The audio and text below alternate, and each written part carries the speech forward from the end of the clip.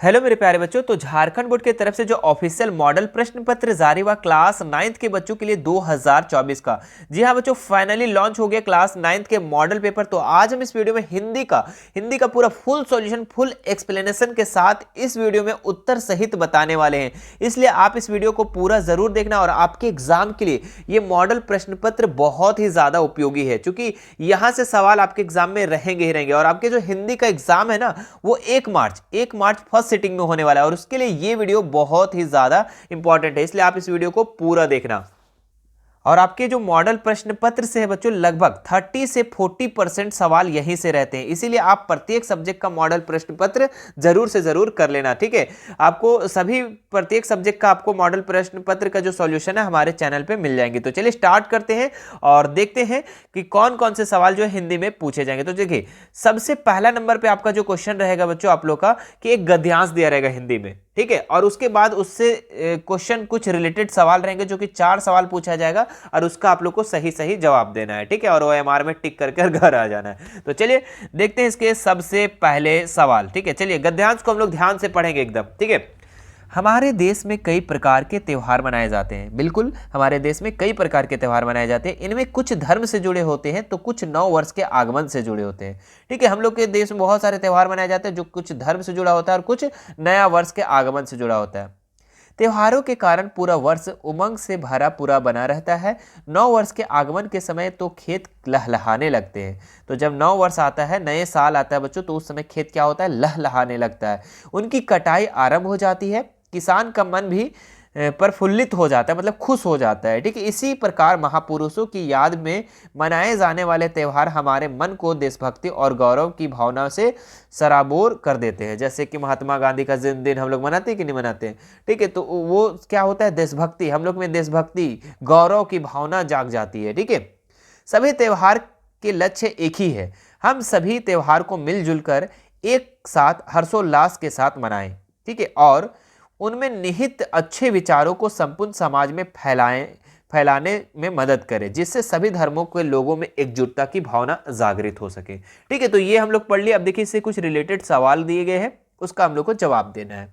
देखिए, इसका सबसे पहला सवाल, गद्यांश के अनुसार किसके आगमन के समय खेत लहलहाने लगते हैं। तो अभी हम लोग जस्ट पढ़े कि 9 वर्ष के आगमन के समय, नए वर्ष के आगमन के समय खेत क्या होती है, लहलहाने लगती है। ऑप्शन नंबर ए इसका राइट हो जाएगा। देखिए, आप लोग गद्यांश को जब अच्छे तरीके से पढ़ लोगे ना, तो कोई टेंशन नहीं, आराम से कर लोगे, आराम से, कोई दिक्कत नहीं है, ठीक है। यहाँ नंबर उठाना कोई हार्ड वाला काम नहीं है।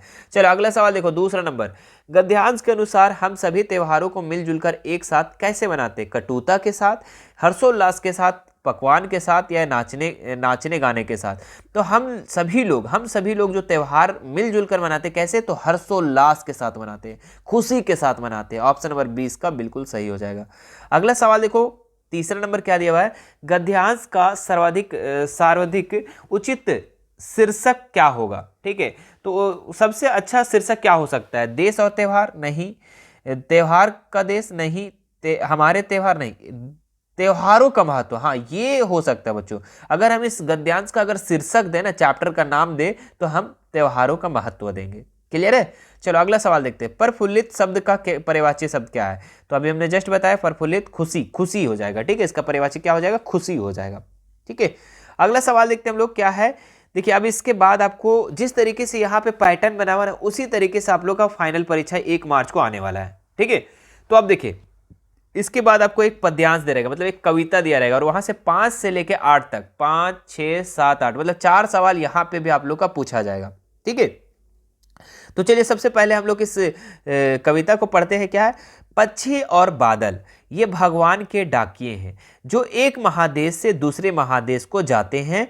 हम तो समझ नहीं पाते, मगर उनकी लाई चिट्ठियां पेड़ पौधे, पानी और पहाड़ बाँचते हैं। हम केवल यह आंकते हैं कि एक देश की धरती दूसरे देश को क्या करती है, सुगंध भेजती है, ठीक है। तो ये था कविता। अब देखिए, इससे कुछ रिलेटेड सवाल दिए गए। क्या है, पक्षी और बादल किस रूप में बतलाया गया है। तो डाकिए, धरती, खुशबू, देश। तो अभी हमने जस्ट पढ़ा कि पक्षी और बादल क्या है, भगवान के डाकिए हैं। तो ऑप्शन नंबर ए इसका बिल्कुल सही हो जाएगा। अगला सवाल देखो क्या दिया हुआ है, एक देश से दूसरे देश कौन जाते हैं, ठीक है। तो फूल और पत्ते, पेड़ और पौधे, पहाड़ और पानी, पक्षी और बादल। तो पक्षी और बादल, ठीक है, एक देश से दूसरे देश कौन जाता है? तो पक्षी और बादल जाता है।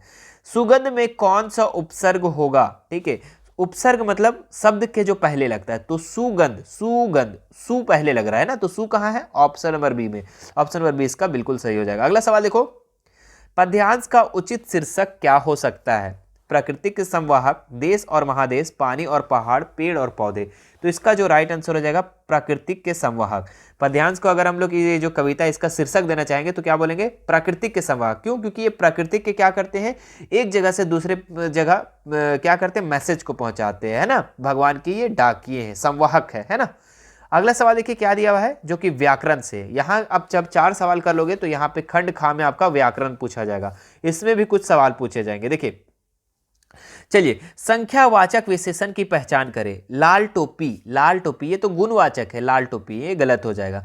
गोल चश्मा ये भी आपका गुण में आ जाएगा। अच्छा आदमी, खराब आदमी ये भी गुण में आ जाएगा। लेकिन संख्या कहाँ पे है बच्चों? संख्यावाचक संख्या कहाँ पे? तो 2 बैल, 2 बैल, 3 बैल, 4 बैल, जो भी रहे, मतलब कि यहाँ पे 2 लग गया, कोई संख्या लग गया, तो ये संख्यावाचक विशेषण हो जाएगा। ऑप्शन नंबर डी इसका सही हो जाएगा। अगला सवाल देखो बच्चों क्या दिया हुआ है, विज्ञान शब्द में इक प्रत्यय लगाने से नया शब्द क्या बनेगा? तो देखिए विज्ञान है ना, अगर विज्ञान में हम इक लगा दे तो क्या हो जाएगा? वैज्ञानिक। क्या हो जाएगा? वैज्ञानिक, यानी ऑप्शन नंबर सी इसका राइट हो जाएगा। ठीक है, इक। चलिए अगला सवाल क्या दिया हुआ है, ठीक है, इनमें से सरल वाक्य का उदाहरण कौन सा है? ठीक है, तो जोर जोर से वर्षा हो रही है, वर्षा हो रही है और बादल चमक रही है और लग गया, ये तो सरल वाक्य नहीं हो गया। मोहन ने कहा कि कल वर्षा होगी, ठीक है, तो यहां पे आपका नहीं होगा। ठीक है, ये भी सरल वाक्य नहीं। वर्षा हो रही है तथा, तथा लग गया, ये भी सरल वाक्य नहीं। तो ऑप्शन नंबर ए इसका राइट हो जाएगा, जोर जोर से वर्षा हो रही है। अगला सवाल देखिए क्या दिया हुआ, इनमें से किस वाक्य में कर्ता के ने चिन्ह का प्रयोग हुआ है?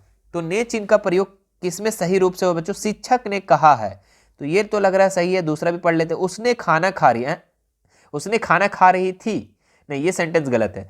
मोहन ने बाजार गया था, मोहन ने बाजार गया था ना, ये भी नहीं है। ठीक है, सीता ने भजन गा रही थी, ये भी नहीं। तो शिक्षक ने कहा है, शिक्षक ने कहा है, ये भी कर्ता पे जोर पड़ रहा है बच्चों, और ने जो है ना कर्ता पे ही जोर पड़ता है। तो ऑप्शन नंबर ए इसका राइट हो जाएगा। अगला से सवाल दिया बाबू क्या दिया हुआ, निम्नलिखित में से साकार का विलोम पहचाने। तो साकार का क्या हो जाएगा? निराकार हो जाएगा। क्या हो जाएगा? निराकार। ऑप्शन नंबर 20 का राइट हो जाएगा। चलिए अगला सवाल देखते हैं हम लोग, ईंट का जवाब पत्थर से देना मुहावरे का सही अर्थ पहचाने। तो ईंट का जवाब पत्थर से देने का मतलब क्या हो बच्चों? कि कड़ा प्रतिरोध करना, कड़ा प्रतिरोध करना। ऑप्शन नंबर ए इसका राइट हो जाएगा। अगला सवाल देखिए, निम्नलिखित में से कौन सा शब्द एक वचन है? तो आंसू, प्राण, दर्शन, आकाश। आकाश जो है बच्चों ये क्या है? एक वचन है। ऑप्शन नंबर डी इसका राइट हो जाएगा। ठीक है, अगला सवाल देखिए, औपचारिक पत्र में इनमें से कौन विकल्प नहीं होगा? औपचारिक मतलब कि फॉर्मल, फॉर्मल जो अपने आप देते हो, ये क्या बोलते हैं, ब्रांच मैनेजर के देते हो, या फिर अपने स्कूल में प्रधानाध्यापक को देते हो, प्रधानाचार्य को देते हो, प्रधानाध्यापिका को देते हो, शिक्षक को देते हो कि हम कल स्कूल नहीं जाएंगे, तो उसमें कौन सा विकल्प नहीं होता? अभिवादन का, दिनांक का, पता का, विषय का। तो दिनांक तो रहता है उसमें, दिनांक तो आप लोग देते हो। विषय भी लिखते हो कि कारण की पेट तब छुट्टी लेने के संबंध में, है ना, पेट खराब है, सर दर्द दे रहा है, तो विषय तो आप लिखते ही हो, पता भी आप लिखते हो। लेकिन अभिवादन नहीं लिखते हो, वहां पे आप नमस्ते हो गया, प्रणाम हो गया, ये सब नहीं लिखते हो, क्योंकि ये अनौपचारिक में लिखते हो, है ना, ये अनऑफिशियल में लिखते हो। जब अपने मामा को लिखोगे, जब अपने पापा को पत्र लिखोगे, है ना, तो वो उसमें लिखते हैं। लेकिन औपचारिक में, फॉर्मल लेटर में ये अभिवादन हम लोग नहीं लिखते, नमस्ते वमस्ते नहीं लिखते हैं। चलो 17 नंबर में आ जाओ, क्या है? निबंध लेखन के अंतिम चरण को क्या कहते हैं? तो उसको उपसंहार कहते हैं। क्या कहते हैं? उपसंहार। ठीक है, अगला सवाल देखिए क्या है, संवाद में कौन से अंश आवश्यक होते हैं? तो केवल विचार, केवल नाम, केवल समय, नाम, भाषा, स्थान, गतिविधि। तो संवाद में बच्चों, बातचीत में कौन सा अंश आवश्यक होते हैं? तो नाम, भाषा, स्थान, गतिविधि, तीनों, है ना। ऑप्शन नंबर डी इसका राइट हो जाएगा, चारों चीज आवश्यक है। ठीक है, चलिए अगला सवाल देखते हैं हम लोग क्या दिया हुआ है। देखिए यहां से आप पाठ्य पुस्तक जो आपके हिंदी का बुक है ना, उससे रिलेटेड कुछ सवाल देंगे। ठीक है, और इसमें से देखिए 19, 20, 21, 22, मतलब यहाँ भी 4 सवाल पूछेगा। ठीक है, यहाँ से गद्य पद्यांश देगा और यहाँ से सवाल पूछेगा।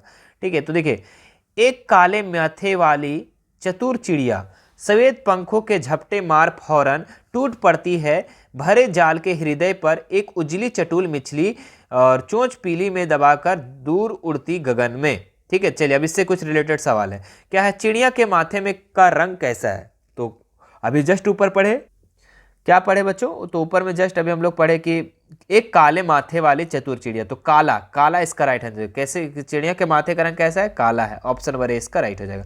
कवि ने चतुर किसे कहा है? तो कवि ने चतुर चिड़िया को कहा है। किसे कहा है? चिड़िया को कहा है। ऑप्शन नंबर बी इसका राइट हो जाएगा। चिड़िया मछली को किस तरह पकड़ती है? दौड़कर, गोता लगाकर, डुबकी लगाकर, झपाटे मारकर। तो चिड़िया जो है मछली को झपाटे मारकर पकड़ती है। ठीक है। गगन का पर्यायवाची कौन नहीं है? गगन का मतलब होता है बच्चों आकाश, नभ, आसमान, लेकिन वसुधा नहीं होगा। ये जो है ना पर्यायवाची शब्द नहीं होगा। क्यों? क्योंकि वसुधा मतलब पृथ्वी होता है, ये क्या होता है? धरती होता है। ठीक है। चलिए अगला सवाल देखते हैं हम लोग क्या दिया हुआ है। संख्या एवं शब्द पाठ के आधार पर दिए गए पदों और उनके तत्सम रूप दिए गए हैं, इनमें से गलत विकल्प का चयन करें। तो पाखा, पखी, पशु, पक्षी, अनंत, अनंत, निरपक्ष, निष्पक्ष, दोहू, दोनों। ठीक है। तो संख्या और शब्द जो पाठ में बच्चों, अनंत का मतलब अनंत बोला गया, ये सही है। ठीक है। दोहू का मतलब दोनों कहा गया, ये भी सही है। निरपक्ष का मतलब निष्पक्ष भी कहा गया है। लेकिन पाखा पखी का मतलब बच्चों, पाखा पखी का मतलब यहाँ पक्ष और विपक्ष को बताया गया, लेकिन यहाँ पशु पक्षी लिखा हुआ है, तो ये गलत है। ठीक है। इसका मतलब ऑप्शन नंबर ए इसका राइट हो जाएगा।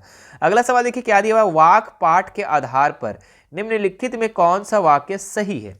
ठीक है।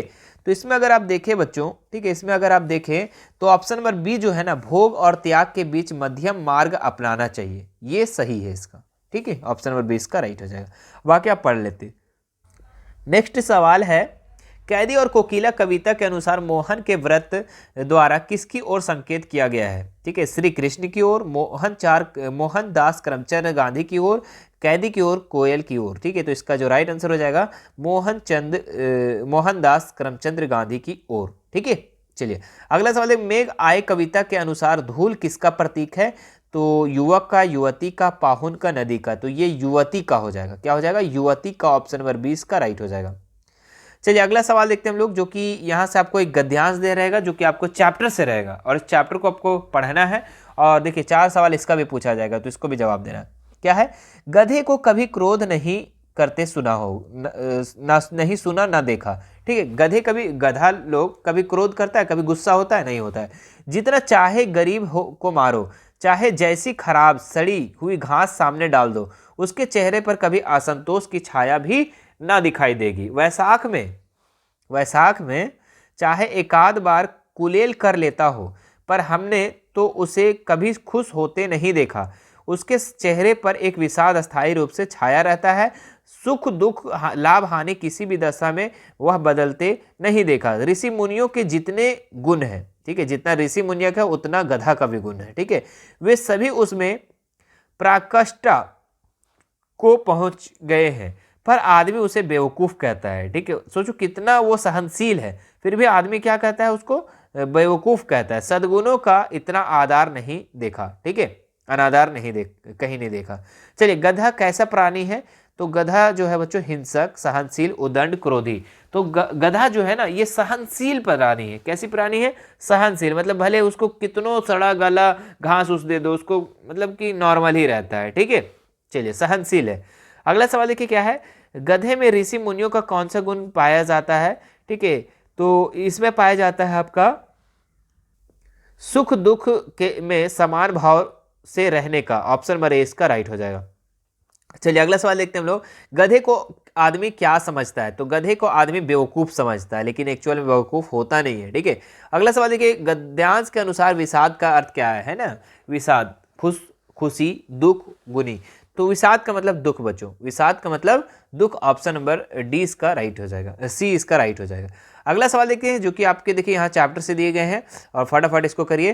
क्या है? लहासा की ओर पाठ में लेखक के सहयात्री का क्या नाम था? तो सुमति नाम था। क्या नाम था?